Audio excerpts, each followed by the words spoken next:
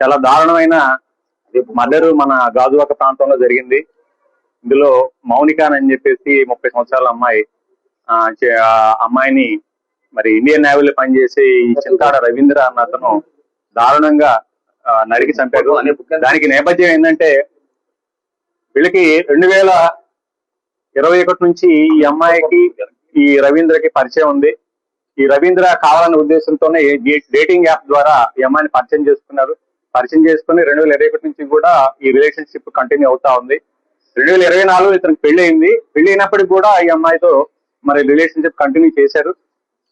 మరి ఈ మధ్య ఆవిడ అతని వైఫ్ ప్రెగ్నెంట్ అవడం వలన డెలివరీ కోసంగా పుట్టింటికి వెళ్ళింది. ఆ నేపథ్యంలో ఇంకా అతను అమ్మాయిని పిలిపించుకోవడం, ఒక రిలేషన్ కంటిన్యూ చేయడం జరిగింది. అయితే వీళ్ళిద్దరి మధ్య చిన్న గొడవలు స్టార్ట్ అయినాయి. ఆ గొడవల్లో ఆ అమ్మాయిని ఏదో రకంగా చంపేయాలన్న ఉద్దేశంతో అతను నిర్ణయించుకున్నాడు. నిన్న ఆ